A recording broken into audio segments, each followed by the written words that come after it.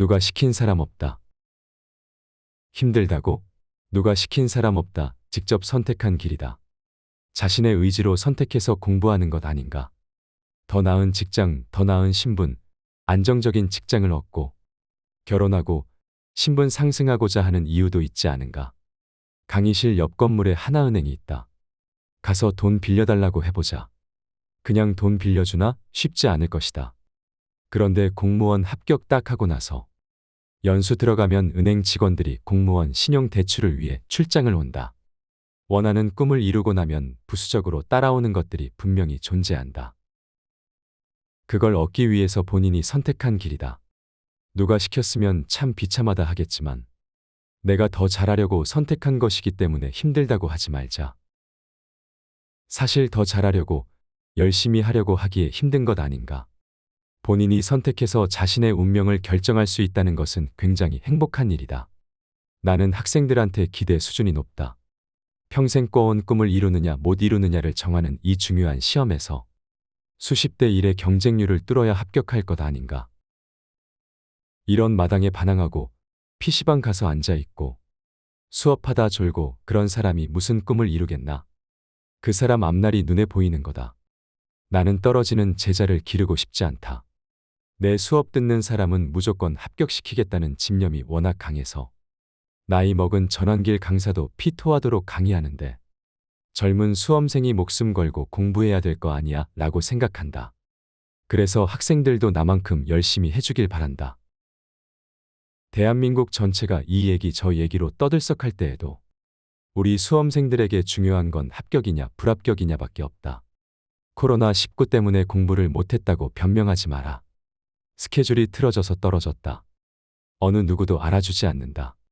지금 감내하면 되는 고통을 떨어지고 또 반복하고 싶은가. 청소년 때 같으면 부모님께 떠맡기기라도 하겠지만 성인 돼서는 그럴 수도 없다. 뉴스에서 뭐라고 떠든다고 마음 뜨고 공부 계획 깨지면 결국은 자기만 손해다. 선생님, 어떻게 하면 됩니까? 하는 물음에 나는 자신 있게 말해주고 싶다. 미친 듯이 하면 뭐든지 성공하고 합격한다. 영화 한 편 보는데도 180분 걸리는데 그걸 힘들다고 골골거리는 소리 하면서 강의 시간을 100분으로 줄여달라고 한다. 강사도 그날 진도 나갈 목표를 정해서 가는데 오늘 어디까지 하지? 진짜 많네. 언제까지 하나? 하는 학생들이 있다. 자꾸 시계를 본다. 이것은 능동과 피동의 차이다. 드라마 오징어 게임에 구슬치기 게임이 나온다. 둘이서 경기를 하는데 한 명은 삶의 목적이 없어 온 사람이고 한 명은 가족을 되찾아야 하는 꿈이 있는 사람이다. 누가 살았겠는가? 목표를 정하면 강력한 동기부여가 된다. 너 왜 합격하고 싶은데? 이런 말을 간혹 학생들에게 물어본다. 성공하고 싶다. 인정받고 싶다. 떨어지기 싫다. 어느 것이라도 좋다. 합격의 동기를 만들자. 졸지 않고 시계를 보지 않고 집중해서 공부하는 방법이 뭘까? 계획표를 세우면 된다. 아침마다 오늘 공부할 계획표를 세우고 목표한 양을 채우기 전까지 시계를 보지 않는 것이다. 스톱워치를 가지고 순수 공부 시간을 기록하는 사람도 있다. 그것도 괜찮은 방법이다. 무슨 일을 하든 계획표를 세워라. 계획이 있는 사람과 없는 사람은 근본적으로 다르다. 꿈이 있는 사람과 없는 사람은 하늘과 땅 차이다. 인생은 월세다. 옛날에는 휴대폰 공짜, 싸게 줍니다 하는 글이 많았다. 하지만 공짜가 어디 있나? 약정이다, 부가 서비스다. 결국은 제값을 내야 한다. 선생님, 무료 강의 있잖아요? 무료 특강을 듣고 봉투 모의고사 구입하는 사람도 생기고 연계 강의를 수강하기도 한다. 그럼 당연히 이것은 학생들의 비용 지불에 대한 보답을 하는 것이다. 어디 아파트 매물이 싸게 나왔다더라. 어느 주식은 거절하더라. 내가 늘 이야기하지만 공짜 좋아하는 사람은 패가망신한다. 자기가 땀 흘려서 얻은 것 아니라면 그 외의 것을 바라는 것은 다 도둑놈 심보라고 생각하면 된다. 나는 대박이라는 말을 쓰지 않는다. 공으로 대박을 노리는 사람들이 쪽박을 차는 것을 여러 보았다. 카페에도 대박이라는 단어가 금지돼 있다. 무슨 병, 이런 말도 금지어다. 면접병, 그게 무슨 병인가? 신종병이 너무 많다. 그런 단어는 수험생에게 전혀 도움이 되지 않는다고 생각한다. 항상 노력에 대한 정직한 결과를 기대하는 사람이 곧 행복해지는 사람이다. 나는 늘 기도를 하는데 공부 안 하는 사람 합격시켜달라는 기도는 절대 하지 않는다. 열심히 공부한 사람이 합격해야지 그렇지 않은 사람이 떨어지는 것이 시험의 취지다. 난 항상 정직한 결과를 기대한다. 인생은 월세다. 이것은 삶의 모든 기준이다. 다달이 삭슬 내고 사는 것이다. 어떤 인생을 사느냐는 내가 한 만큼, 내가 낸 만큼 돌아온다. 그렇다고 너무 부담을 갖지는 말자. 긍정적이고 감사하는 마음으로 생각하면 인생은 즐거울 수밖에 없다. 지금처럼만 꾸준하고 성실하게 본인 몫을 해내면 된다. 일이 모여 백이 된다. 이 순간순간 하루하루가 훗날 각자가 그리는 본인들의 모습으로 나타날 것이다. 상종하면 안 될 두 종류 인간. 상종하면 안 될 인간이 두 종류가 있다. 하나는 감사할 줄 모르는 인간, 다른 하나는 미안해할 줄 모르는 인간. 인간관계에서 인정받고 대접받으려면 항상 고마워할 줄 알아야 된다. 사소한 것이라도 누군가 나에게 시간을 내어 가르쳐 준다면 고마워하는 마음. 커피라도 한 잔 대접하려고 하는 마음이 있어야 된다. 남한테 받은 것은 잊어버리고 자기가 준 것만 기억하는 사람이 있다. 그리고 미안한 줄은 모른다. 최악의 인간이다. 스스로 저울 위에 한번 올려봐라. 나는 과연 어떤 부류의 사람일까? 나는 과연 남들한테 감사할 줄 아나? 그리고 내가 잘못한 것에 대해서 늘 미안해한다고 생각하나? 그렇지 않은 사람이 정말 많다. 공무원이 애먹으면서 민원 처리를 다 해줬는데 민원인이 와서 내가 세금 내서 너희 월급 주지 똑바로 해라고 말한다고 생각해보라. 죽기 전에 내 몸 다 찢어내서 수술해야 될 때도 있다.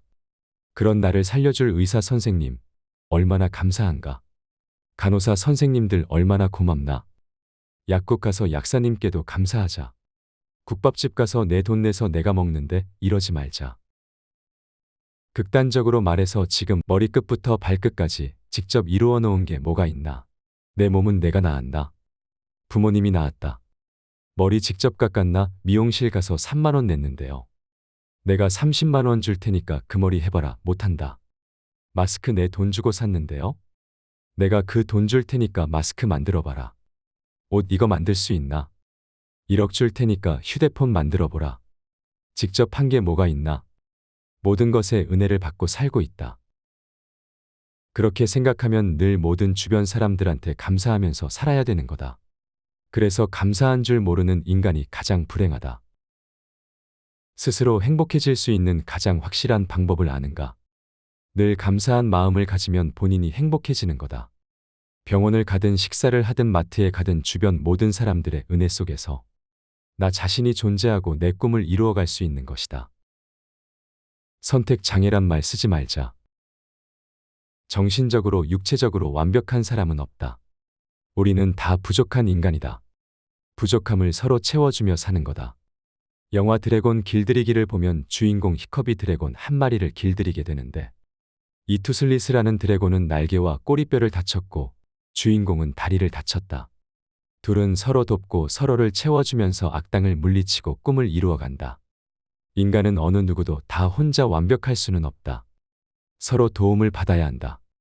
수험생은 강사의 도움을 받고 강사는 학생들의 도움을 받고 공무원 시험은 채용 인원의 10분의 1을 장애 전형으로 뽑기 때문에 내 수업을 듣는 장애인이 많다. 30살 먹은 청년이 인사하러 왔는데 칠판을 더듬으면서 걸어왔다. 누구냐고 하니까 이번에 합격해서 수원에서 감사하다고 인사하러 왔다고 했다. 자기 남동생이 이미 여자친구가 있는데 혹시 형이 장애인이라는 것 때문에 시집 안 오겠다 할까봐 혼자 몰래 속으로 마음이 쓰였다고 했다. 인사하러 온 주 토요일 날 남동생이 상견례를 하는데 자기도 당당한 마음으로 나갈 수 있게 되었다는 거다. 학원에 휠체어를 타고 나와서 수업 들은 학생도 있다. 늘 맨 뒷자리에 앉았기에 절대 기죽지 마라.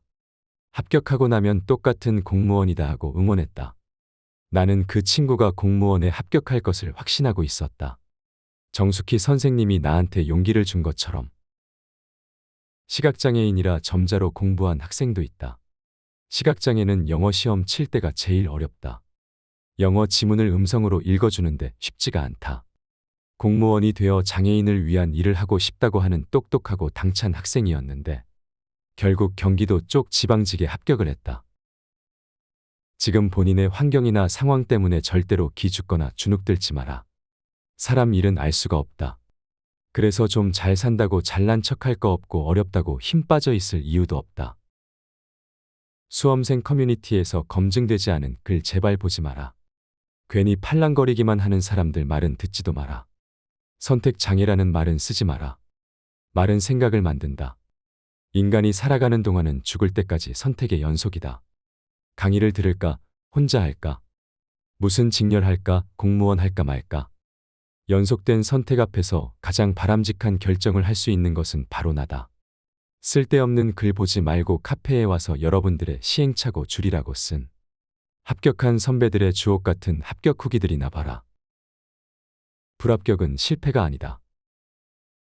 나이에 조급해하지 마라. 25세에 합격하면 35년 근무한다. 지긋지긋하게 일할 건데 뭘 그렇게 급하게 생각하나.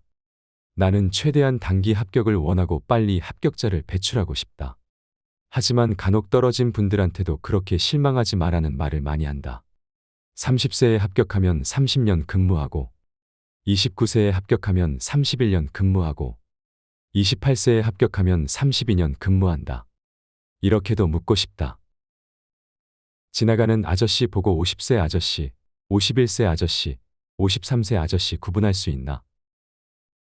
못한다. 지금은 한 해, 두 해가 너무나 길게 느껴지겠지만 객관화해서 보면 방금 말한 대로 30년 근무하나 33년 근무하나 차이가 없다. 그러니까 합격만 하면 된다. 1년 먼저 되고 나중 되고는 지나보면 덜 중요하다. 오래 떨어지면 나는 끝이야. 마포대교 갈 거야. 워낙 절박하게 하는 분도 있다. 나는 절대 떨어지면 안 된다는 배수의 진을 치고 공부하는 마인드도 필요하지만 떨어지고 난 뒤에는 생각을 달리해야 된다. 좀 긍정적으로 생각하고 공부하라는 뜻이다. 나에게는 아직 시간이 있다. 때로는 이런 마음을 가질 필요도 있다. 혹시나 시험에 떨어지는 것이 실패라고 생각할지 모르는데 나는 절대 그렇게 보지 않는다. 이게 도저히 합격할 수 없는 시험 같으면 실패했겠지만 이번에 떨어지면 1년 더 하면 된다. 암기와 반복을 하면 누구나 합격할 수 있다. 알다시피 전환길 네이버 카페에 합격 후기가 정말 많다. 읽어보면 자연계 출신이고 한국사를 배운 적도 없고 영어도 못했는데 이렇게 하니까 합격하더라는 후기도 있고 본인 스스로 별로 머리가 좋다고 생각하지는 않는데 합격했다는 후기가 넘쳐난다. 시험 자체가 고난도 사고를 요구하는 게 아니라 기본 이론 공부하고 빠르게 문제 푸는 방법만 습득하면 된다. 누구나 할 수 있고 포기만 하지 않으면 된다. 나중에 합격하고 나면 앞선 실패들이 다 자양분이 돼서 살아가면서 도움이 된다. 최연소 합격이다, 단기 합격이다 하는 게 좋아 보이겠지만 그렇게까지 부러워하지 않아도 된다. 아이고, 인생 끝이다. 인생사 세옹지마라고 한다. 학교 다닐 때 한자 시간에 배웠을 거다. 노인의 집에 말이 한 마리 들어왔다. 이게 웬 떡이냐 하지만 아들이 그 말을 타다가 떨어져서 장애를 갖게 된다. 아이고, 이놈의 말 때문에 참 운이 없다고 했는데 그 나라에 전쟁이 일어났다. 옆집 다리가 건강한 아들들은 다 전쟁터에 나가서 죽었는데 노인의 아들은 다리에 부상을 입었기 때문에 전쟁터에 나가지 못했고 살아남았다. 말이 아들을 살린 거다.